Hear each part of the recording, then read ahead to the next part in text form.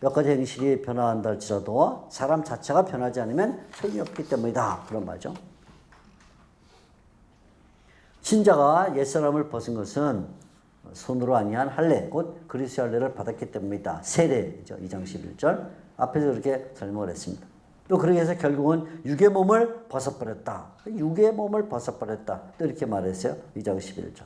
근데 이러한 모든 옛사람을 벗어버리는 그 일은 오직 그리스도 안에서만 가능하다. 왜냐하면 그리스도께서 영적 세력들을 벗겨버린 그런 능력을 가지신 분이기 때문에 그리스도 안에서만 가능하다. 그래서 그리스도께서 아르케와 엑수시아를 벗어버렸듯이 신자들은 옛사람을 벗어버린다. 이렇게 말해요. 그래서 그리스도에 의존했을 때 계속 이 옛사람을 벗어버리는 것이 가능하다. 그래서 사도 바울은 이 윤리 권면에 뭘 두고 있냐면 신학을 기초로 두고 있다. 그런 말. 신학을 기초로 두고 있습니다. 기독론에 계속 기초를 두고 이 얘기를 해나가고 있습니다.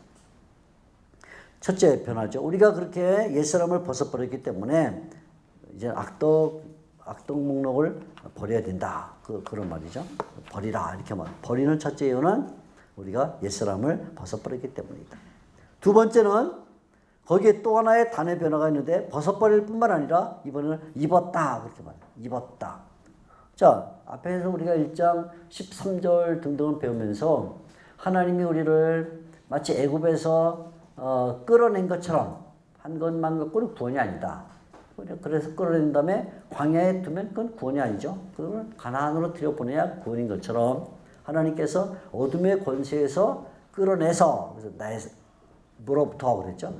끌어내서 어디로? 하나님의 나라로 들어가겠다. 하나님의 아들의 나라로 들어가겠다. 어디로? 으로부터 어디로 있는데 여기도 마찬가지예요. 벗었다. 그래서 옛사람을 벗는 것 갖고는 아직 완벽한 변화라고 볼 수가 없어요. 옛사람을 벗었는데 다시 그 옛사람을 입으면 어떻게 해요? 그죠? 그래서 옛사람을 입은 다음에는 또 하나의 변화가 필요한데 그것은 새사람을 입는 것이다. 이렇게 말하죠. 새사람을 입어야 된다. 자, 이 10절에 새사람을 입으라 하는 말은 앞으로 12절에 나올 오래 참음을 입어라 하는 말을 이제 기다리고 있어요. 그래서 이 말을 해놓음으로써 뒤에 우리가 미동문학에서 무엇을 입어야 될 것이냐는 것을 말해주고 있는데 새사람을 입는다 하는 것은 12절에 의하면 미덕을 입는 거죠. 그렇게 어쨌든 간에 12절 가기 전에 여기서 새사람을 입으라 이렇게 말할 때 사도 바울은 우리가 새사람을 입었기 때문에 악독을 버린다 그렇게 말해주고 있어요. 첫째는 왜 악독을 버리냐면 옛사람을 벗었기 때문에, 둘째는 왜 우리가 악독을 버리냐면 새사람을 입었기 때문이다 이렇게 말합니다. 그래서 골로새서의 윤리는 벗음뿐 아니라 입음을 포함하고 있다. 벗어야 되고 입어야 된다. 새사람을 입었다는 것은 진짜 사람이 됐다. 이제 정말 사람이 됐다. 어떤 사람이냐면 좀 뒤에 나온 대로 창조주의 형상을 따르는 사람이 됐다. 다시 옛날에 우리가 아담의 그 상황에서 하나님의 형상을 가졌는데 타락과 함께 다 잃어버렸다가, 그래서 그게 하나님의 형상을 잃어버렸기 때문에 사람인데 사람이 아닌 거죠. 사람인데 사람이 아니다.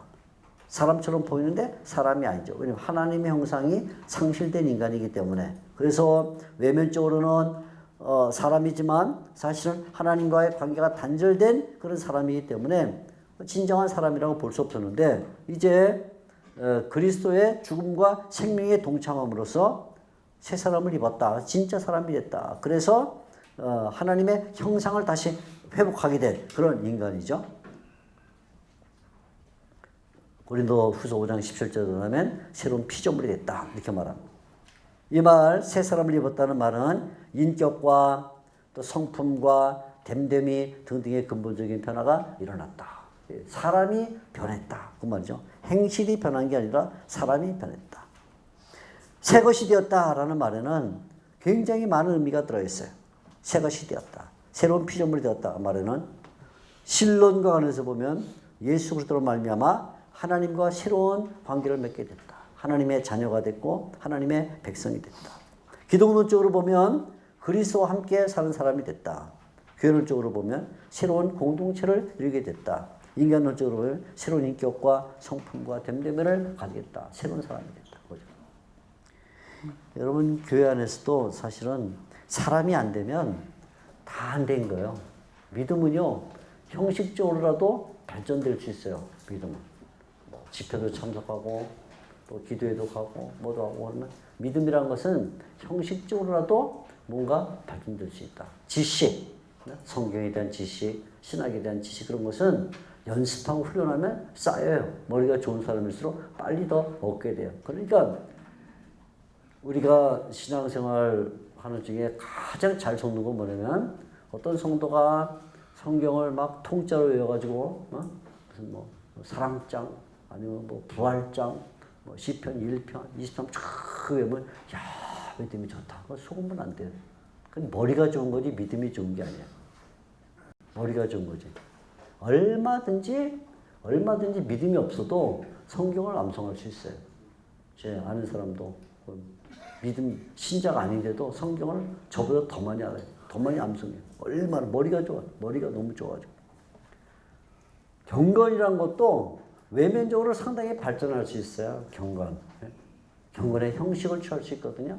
저도 말이 말한 것처럼 내용은 없어도 경건의 모양을 가져서 굉장히 경건해 보일 수 있어요. 또 경건이 훈련을 쌓으면 누구보다도 더 경건하게 나타날 수 있어요. 그런데 인격과 성품, 됨됨이는 그렇지가 않아요. 그거는 인간이 스스로 변할 수가 없어요. 그래서 우리가 사람을 평가할 때 그리스도 안에서도 평가할 때 카테고리를 만들면 얼마나 지식이 되냐는 것은 그거는 맨 아래예요. 지식이 얼마나 해서는 맨 아래에 있는 단계입니다. 맨 아래. 얼마나 신학적으로 보이고 얼마나 기도를 잘하고 얼마나 경건한 것은 한 중간 정도 돼요. 가장 중요한 스탠다드는 뭐냐면 그가 사람이 됐는가예요. 정말 그리스도 안에서 새로운 사람이 됐는가, 새로운 피조물이 돼서 사람이 됐는가, 옛사람이 아니라 새사람. 그 말하는 것, 행동하는 것, 바울이 말한 대로 하면 자기가 상처를 받고 자기가 희생을 하고 손해를 봐도 교회의 유익을 위해서, 하나님의 영광을 위해서, 세상의 유익을 위해서 그걸 양보할 수 있는 그런 사람이 됐냐. 그게 여기 바울이 계속 강조하는 것은 옛 사람을 벗었다 이렇게 말하고 새 사람을 입었다 이렇게 말하는 것은 옛 행위를 벗었다와 새로운 행위를 가졌다 이렇게 말하지 않는다는데 굉장히 주의를 그려야 헬라 원문이 그렇게 우리에게 말하죠. 새 사람을 입었다. 옛 사람을 벗었다. 새 사람을 입었다. 여기에 강조를 해요. 사람이 변화되는 거죠. 사람이. 이렇게 왜 우리가 악독을 버려야 되느냐? 악독을 버려야 되는 첫째 이유는 이미 우리에게는 이런 버림과 벗어버림과 새롭게 입는 이 단회적인 변화가 있기 때문이다. 그런데 왜 우리가 또 이 악독을 계속 버려야 되냐면 지속적으로 우리가 변해야 되기 때문이다. 지속적으로 변화되기 때문이다. 이렇게 말합니다. 지속적인 변화를 말해요. 사도 바로 악독을 거부해야 될 또 하나의 이유를 다른 측면에서 설명해 주는데 옛사람 단수 측면에서 설명해 줍니다. 그래서 여기 본문을 잘 보면 우리 뭐 어떻게 되죠? 3장 10절, 19절, 10절 새 사람을 입었으니 그랬어요. 새 사람을 입었으니란 말은 9절에 옛 사람을 벗었으니란 말과 바로 만나. 옛 그 다음에 새 이렇게 되는 거죠. 옛, 새, old and new 이렇게 돼요. old and new. 옛 사람, 새 사람 이렇게 말했는데 그 다음에 이 새 사람이 어떻게 되냐면 10절 끝에 지식에까지 새롭게 하심을 입은 자니라 이렇게 표현했어요. 새롭게 하심을 입은 자니라. 새롭게 하다라는 말을 하나 더 쓰는데 단지 우리말 성경이 잘 새 사람을 입었다 이렇게 끝나지 않고 새롭게 함을 입었다 이렇게 하나를 더 쓴 거는 좋았는데 그거까지는 잘했어요. 근데 이거를 번역을 할 때 새롭게 하심을 입은 자니라 이렇게 입은 자 이 말은 뭐냐 과거로 번역을 한 게 좀 약간 비슷해요. 과거로 번역하면 안 돼요. 새롭게 하심을 입는 자니라 이렇게 현재로 번역해야 돼요. 실제로 현재형에 새롭게 하심을 다음에 그리스도의 죽음에 또 그 부활에 참여해서 옛 생활을 벗어버림과 새 사람을 입는 것이 단회적으로 일어났다면 그 벗어버림과 입음이 일어난 그 이후에 계속해서 뭐가 일어나냐면 새로워지는 일이 일어나야 된다. 그래서 현재형이에요. 현재형으로 계속해서 이 일이 발생돼야 된다. 현재 반복적으로 지속적으로. 그래서 물론 헬라어도 현재 분사를 쓰고 있는데 단회적인 게 아니라 이것은 지속적으로 돼야 될 일이다. 사도 바울이 고린도후서 4장 16절에 말한 대로 하면 우리의 속사람은 날로 새로워지는도다 이렇게 번역했는데 그때도 똑같은 단어예요. 똑같은 단어이면서 역시 현장이에요. 날로 새로워지는도다. 계속해서 새로워져야 된다. 우리의 새로움이란 건 완성이 없다. 우리의 새로움은 이 땅에 있는 동안, 역사에 있는 동안, 세상에 머물고도 계속해서 끊임없이 새로움이 반복돼야 된다. 그런 말이죠. 반복해서 끊임없이 새로워지려고 하자는 것은 그 자체가 하나님에 대한 반역이에요. 그것도 죄악이에요. 사도 바울이 현재 시제를 사용해서 지금 여기 이 본문에도 그렇고 고린도후서 4장 16절에도 그렇고 계속해서 새로워져야 된다는 의미의 현재형을 사용함으로써 우리가 얼마나 강도 있게 새로워져야 될 것이냐 하는 것을 말해줘요. 그러니까 우리의 새 사람이라는 것은 단순간에 과거에 끝나버리는 게 아니라 지속적으로 이루어져야 될 것이다. 새로워진다. 이렇게 말하죠. 그걸 뭐 성화라고 말하든 뭐라고 표현하든 지금 바울은 갱신, 계속 새로워진다. 이렇게 말하죠. 마음을 새롭게 함으로 변화를 받으라. 로마서 12장 2절, 또 고린도후서 3장 10절 그리스도의 형상으로 변해라. 이렇게 말하거나 또 에베소 4장 13절 그리스도의 장성한 분량한 데까지 이뤄야 된다. 이렇게 말하거나 빌립보 3장 21절 그리스도의 영광의 몸과 같이 변화될 것을 기대해야 된다. 이렇게 말하고 다 말하면 계속 그것이 그렇게 돼야 된다. 이렇게 말해주고 있습니다. 그래서 우리가 악독을 거부하는 이유는 두 가지. 첫째는 단회적인 변화 때문에 또 하나는 계속 변해야 될 것이기 때문에 계속 변해야 되는 사람이 악독으로 돌아가면 안 되잖아요. 당연히. 그죠? 계속 음란과 마귀와 들어가면 안 되잖아요. 그러니까 계속 끊임없이 새로워져야 되기 때문에 악독을 멀리하라, 버리라 하는 것은 당연한 일이다. 그러면 그 악독을 어떻게 거부해야 되느냐? 거부하는 방식이 나와요. 사도 바울은 골로새 신자들에게 다시 새로워지는 방법을 제시해주고 있습니다. 어떻게 해야 다시 새로워지냐면 우리가 자기를 창조하신 이의 형상을 표준으로 삼을 때 그때 우리가 새로워진다. 이렇게 말해줍니다. 자기를 창조하신 이의 형상을 따라. 이 말을 하나 덧붙였어요. 이것은 다시 새로워지는 길이자 악독을 계속해서 거부하는 길이다. 갱신이 일어나고 변화가 발생하는 배우는 창조주의 형상을 따라가는 창조주의 형상을 표준으로 삼는 것이 필요하다. 이 형상이란 말은 뭐 하나님의 영광, 하나님의 성품, 하나님의 신성 또는 하나님 그 자신에 대한 대응을 할 수 있는데 아무튼 하나님의 형상, 옛날 그 창세기적인 그런 의미면서 또 골로새서에서는 기독론적인 그런 의미죠. 그리스도가 하나님의 형상이다 이렇게 말했으니까 마치 예수님이 하나님의 형상으로서 창조와 구속을 이루신 것처럼 우리 신자들은 창조와 구속의 바탕을 두고 어떤 변화가 일어나게 됐다 하는 거예요. 그래서 예수님이 창조와 하나님의 형상이기 때문에 창조와 구속의 행위자인 것처럼 우리는 하나님의 그 형상을 따라가기 때문에 우리가 새로운 창조와 새로운 구속의 어떤 현상을 맞이하게 됐다. 이렇게 말해주고 있습니다. 하나님의 형상을 따라라는 이 표현은 따라라는 말은 하나님의 형상이 신자의 윤리를 위한 표준이다 하는 것을 말해죠. 계속적인 새로움은 언제 일어나느냐? 그것은 내 내면에서 일어나는 게 아니다.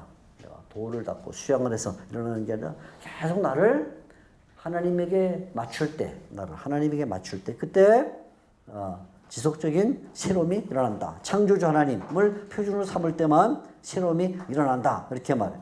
그래서 이 새로움은 새로워진다 이렇게 말할 때 3장 10절 그때 새롭게 하심을 입은 자니라고 말할 때 그래서 수동태예요. 수동태.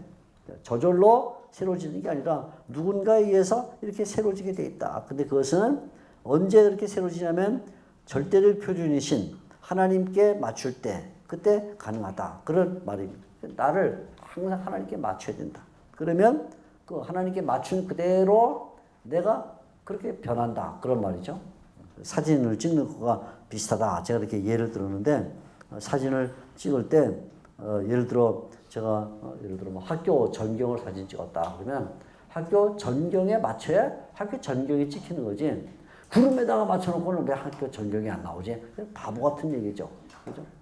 무슨 뭐 바다에다가 맞추면 바다가 나오는 거고 산에 맞추면 산이 나오는데 산에다가 카메라를 초점을 맞춰놓고는 이상하다. 왜 바다가 찍혔지? 이런 말이 안 되는 거죠. 그러니까 사진은 사실은 그래서 찍는 게 아니라 찍히는 거예요. 찍히는 거. 내가 어떤 대상에 카메라에 초점을 두면 그럼 그 대상이 찍혀요. 마찬가지로 우리가 절대 표준이신 하나님께 나를 맞춰둬야 그래야 내가 하나님의 형상으로 찍히는 거예요. 근데 하나님의 형상에 맞추지 않으면서 내가 변하지 않는다 이렇게 말하면 안 되는 거죠. 그래서 우리는 늘 절대적인 하나님에게 맞추기 위해서는 나를 이 하나님께 노출시켜야 된다.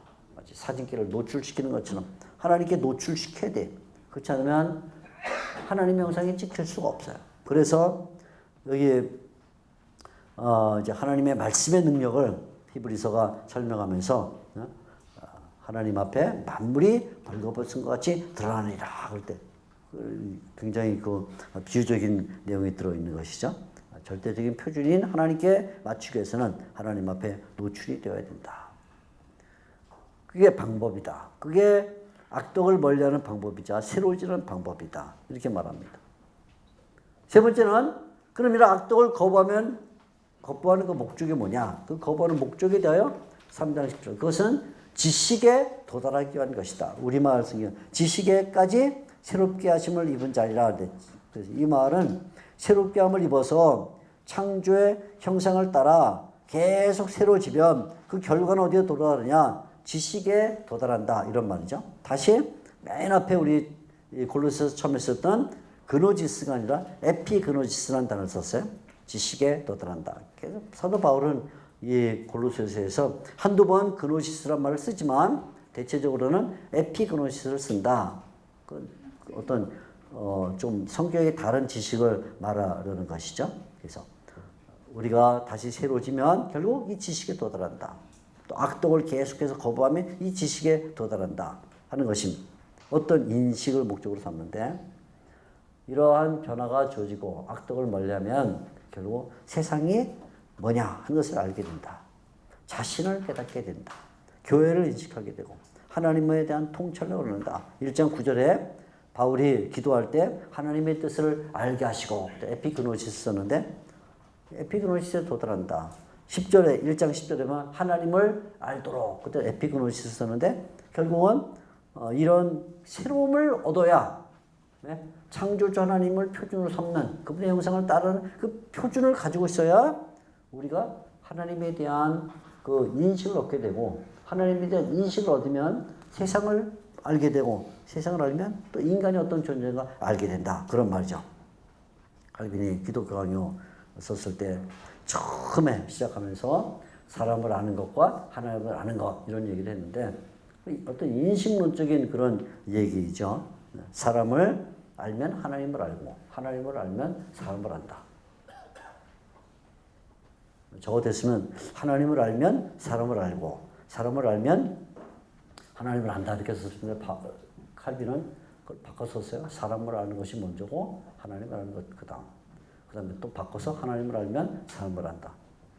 좀 이렇게 약간 희한하게 썼습니다. 아무튼 그 새로움을 가지면 또는 하나님을 표준으로 삼으면 그때 비로소 사람에게 새로운 인식이 주어진다. 이렇게 말하고 있습니다. 목적이죠. 우리가 악독을 거부하는 목적은 그럴 때 비로소 우리에게 에피그노지스, 지식이 주어지기 때문이다. 네 번째는 악덕을 거부하며 어떤 상태에 도달하게 되는가? 3장 11절입니다. 악덕을 거부하게 될 때 주어지는 상태 11절. 거기에는이란 말은 새롭게 된 사람들에게는 이런 뜻이에요. 새롭게 된 사람들에게는 놀라운 한 그 결과, 어떤 그 상태가 주어진다 이렇게 말합니다.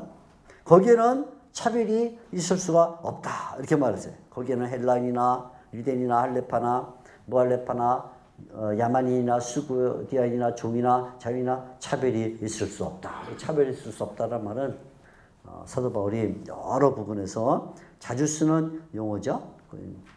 외모로 차별이 없다부터 시작해서 차별이 없다. 이것은 예를 들면 갈라디아 3장 28절 거기도 차별이 없다 이 말씀을 고린도전서 12장 13절 성령의 세례를 말할 때도 차별이 없다 이렇게 말하는데 여기도 지금 차별이 없다. 거기는 다 하나다 그런 뜻이에요. 거기는 다 하나다. 어떤 개별적으로 이 사람 안 되고 저 사람은 이런 게 없다. 차별이 없다. 새 사람이 된다는 것 거기에는 차별이 없다. 악덕을 거부함으로 말미암아 새로운 사람이 된 상태는 차별이 없다. 어떤 차별이 없냐? 새 사람에게 인종의 차별이 없고 인종의 차별. 사회적으로 차별이 없고 그죠? 종교적으로 차별이 없다. 정말 대선언이에요. 대선언. 바울이 이것은 여기 지금 골로새뿐만 아니라 뭐 갈라디아, 고린도 전서 등등 여러 부분에 차별이 없다. 하나님은 사람을 외모로 보지 않는다. 야고보서 2장 1절 2절에도 차별을 두지 않는다. 이렇게 말할 때 이게 일종의 대선언이죠. 그게는 당시에 말로 하면 헬라인과 유대인이 차별이 없다. 이건 굉장한 선언이 거죠. 일본 사람과 한국 사람 차별이 없다 하는 것보다 더 굉장한 선언이죠. 또 할레파와 부할레파, 이방인과 유대인 사이에 차별이 없다. 그죠? 또 야만인, 뭐 스구디아인, 다 이제 스구디아인은 지금 북해가 아니라 흑해 쪽 사람들, 또 종이나 자유인, 종이나 자유 사회적으로 차별이 없다. 대선언입니다. 그 당시에는 있을 수가 없어요. 그죠? 남자와 여자가 차별이 없다. 나중에 갈라디아서 등등이 더 나가죠. 어린아이와 어른의 차이가 없다. 부자와 가난한 자 차이가 없다. 고린도전서 1장 2장 1을 보면 계속 그런 얘기는 대차별. 그때도 교회 안에 여전히 차별을 두려고 하는 것, 그것이 얼마나 큰 문제인지 몰라요. 제가 사담을 드리면 저도 언제부턴가는 제가 목회를 하면서 깨달은 거예요.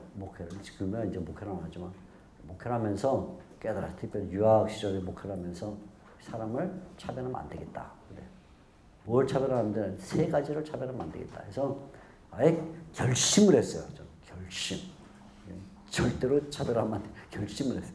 첫째가 뭘 차별하지 않느냐? 직업이 뭐냐? 그건 내가 차별하지 않는다. 직업. 자, 아예 직업을 묻지 마라. 이게 아예 절대 신조예요. 저한테. 직업을 묻지 않습니다. 뭘 합니까? 신자들, 초신자 이렇게 오면, 새신자, 그러면 뭐 하시죠? 이런 거 묻지 않아요. 등록카드에도 직업 따로 없애버렸어요. 직업이 있으면 그게 제가 벌써 이 사람 벌써 편견으로 봐. 딱. 이 사람 뭐 대학 교수 보면, 좋은 사람이 들어왔구나. 그죠? 예를 들어 뭐 미장인, 왜 이런 사람이 들어왔지? 이렇게 돼요. 사람이 어쩔 수가 없어요. 못 깨라도요. 그게 됐어요. 그죠? 뭐 무슨 굉장히 기업을 잘해서 CEO 이렇게 하면 벌써 뭔가 이 사람에게 헌금이 많이 나오겠구나. 그런 마음이 벌써 생겨요. 그죠? 근데 날품팔이 그러면 그냥 아이고 교회가 또 굳이 해야 되겠구나. 이런 생각하니까 아예 좀 더 직업을 아예 안 묻는 걸로 직업을 합니다. 두 번째는 학식, 그러니까 학업을 안 묻는 걸로. 이 사람이 중학교를 나왔든 고등학교를 나왔든 뭐 대학에서 뭘 했던 아니면 유학을 가서 학박사를 갔던 걸 안 묻기로. 그걸 물으면 그때부터 딱 편견이 나한테 생겨요. 딱 생겨요. 하버드, 이 사람은 우리 교회에서 앞으로 뭔가 교사를 시키거나 대학부로 교사를 시키겠다 이렇게 해요. 그죠? 근데 중학교밖에 안 나왔던 이게 뭘 할까? 벌써 이게 편견이 딱 생겨. 그래서 아예 직업을 안 묻는다. 또 학업, 어디까지 공부했냐 안 묻는다. 세 번째는 고향이 어디냐 이걸 안 묻는다. 고향을 딱 물으면 그때부터 딱 편견이 생겨. 그죠? 안 묻습니다. 저는 절대로 안 물어요. 누군가가 저에게 목사님은 고향이 어디세요? 그러면 저는 마음속에 삼류구나. 딱 생각을 해요. 저한테 묻지 마세요. 말로는 안 해. 저한테 물으시면 삼류시네요. 이렇게 말하지 않지만 제가 규정을 해버려. 야, 아직도 교회에서 차별이 없다 그러는데 차별이 없다 분명히 얘기했잖아요. 그죠? 여기 뭐가 차별이 없어요? 인종의 차별이 없다. 종교의 차별이 없다. 사회적으로 차별이 없다고 했는데도 그런데도 끝에 와가지고 뭔가 차별을 좀 하려고. 그래서 목사님은 어디까지 공부하셨어요? 이런 거 묻지 말라니까. 청빙할 때 그런 걸 물으면 안 돼. 청빙. 오늘날 현대교회가 망치는 가장 지름길은 뭐냐면 이 사람이 어디까지 공부했는지 너무 따지니까. 그죠? 그래서 거기서 무슨 학박사를 했다 그러면 1순위. 그죠? 1순위가 0순위. 그냥 뭐 신대원 MD밖에 안 했다 그러면 한 4순위. 빼가지고 뭐 나중에 혹시나 올라올 가능성도 아예 없어. 한 2순위나 돼 올라오지 4순위가 뭐 올라오냐고. 이게 안 되는 거죠. 그러니까 교회가 막. 그러면 이 바울이 대선언이 대선한 여기에는 차별이 없다. 새로운 사람이면 그 사람이 중국 사람이 어떻고 영국 사람이 어떻고 한국 사람이 어떻고 어떠냐.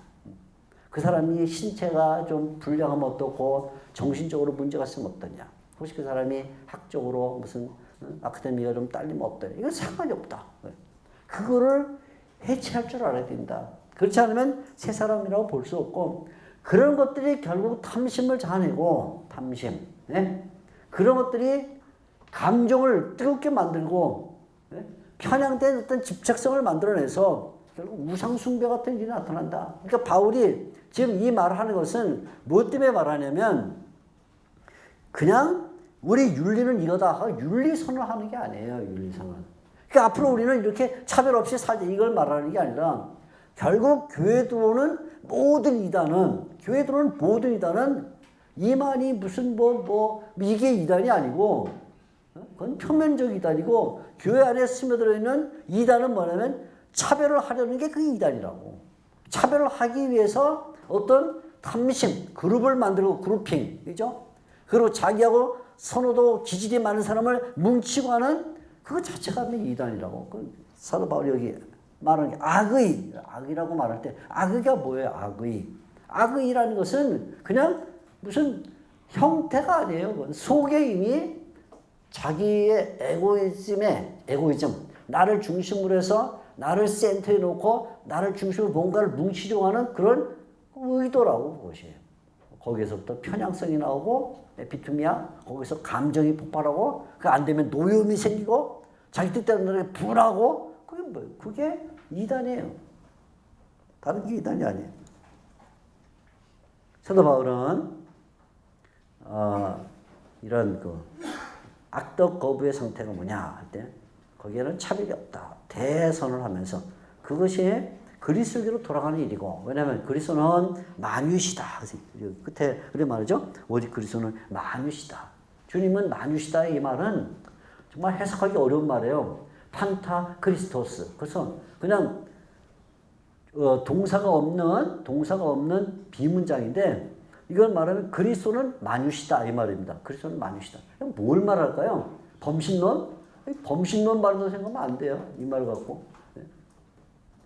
그리스도는 만유시다라는 말 속에는 뭐가 들어있냐면 앞에 문맥과 관련 보면 그리스도는 헬라인이 될 수도 있고 그리스도는 유대인이 될 수도 있고 그리스도는 할레파가 될 수도 있고 그리스도는 무할레파가 될 수도 있고 그리스도는 야만이 될 수도 있고 예수님은 스구디아이 될 수도 있고 예수님은 종이 될 수도 있고 예수님은 자유이 될 수도 있다. 예수님은 모든 것이 다 되시는 분이다. 만유시다.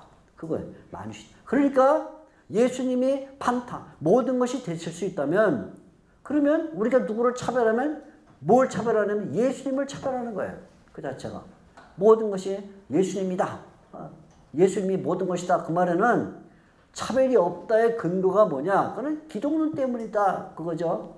왜 우리가 종과 자유인 사이에 차별이 없냐면 예수님은 종으로도 되실 수 있고 자유인이 되실 수도 있기 때문에 그러니까 우리가 종을 박대하면 예수님을 박대하는 것이고 자유인을 너무 높여버리면 오해가 생긴다. 그 말이죠. 예수님이 모든 것이다. 또 예수님은 만유 안에 계시다. 예수님이 모든 사람 안에 계시고 예수님이 모든 사람의 주인으로 그들을 다스리고 있다. 그래서 만물이 그리스도 안에서 창조되고 만물이 그리스도 안에서 화목됐다면, 그죠?